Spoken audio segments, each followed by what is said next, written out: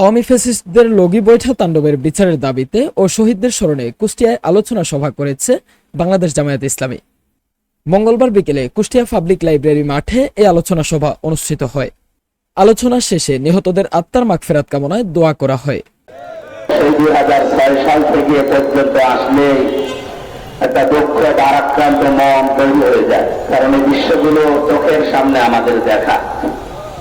আমরা বলতে চাই এই দৃশ্য যেন পৃথিবীতে আর ঘুরে না আসে, সেই ব্যবস্থা আগামীতে এই বাংলাদেশের মানুষকে করা লাগবে। সেটা তৈরি করার জন্যই বাংলাদেশ জামাত ইসলামী কিন্তু চেষ্টা করে যাচ্ছে। আমরা যে নির্বাচনের আগে পিয়ার পদ্ধতির কথা বারবার বলি, জুলাই সনদ জাতীয়করণের কথা বারবার বলি, এটা তো খেলা করার জন্য না, প্রত্যেকটি বিষয়ের বাস্তবতা। এবার যদি পিয়ার পদ্ধতিতে নির্বাচন না হয়, যারা আসবে আপনি দেখবেন 28 অক্টোবর তারা আবার তৈরি করতে পারে। এখানে 31টা দলের যেখানে 25টা দল অলরেডি এখানে মত দিয়েছে। আমরা চাই এই মতামত কার্যকর করি।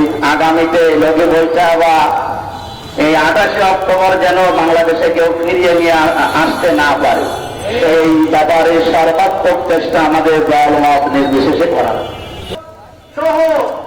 তার সাথে সংঘবদ্ধ জনাব মুফতি মাওলানা আমির হামজা সহ অন্যান্য নেতৃবৃন্দ,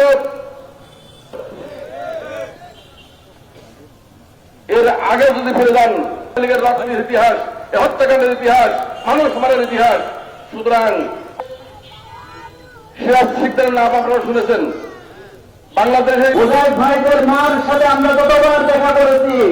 মুজাহিদ ভাই সেদিন তাদেরকে বিভিন্ন জায়গায় তাদেরকে আজকে নতুন ভাবে নতুন দলের সাথে তাদেরকে বাংলাদেশে আওয়ামী লীগের আর জায়গা হবে না ইনশাআল্লাহ। সভাপতি বিশেষ অতিথি যারা ধারণ বাহন করে আসছে, সেটা হলো মৃত্যুবরণ করতে চাই। আমার মারার আগে যেন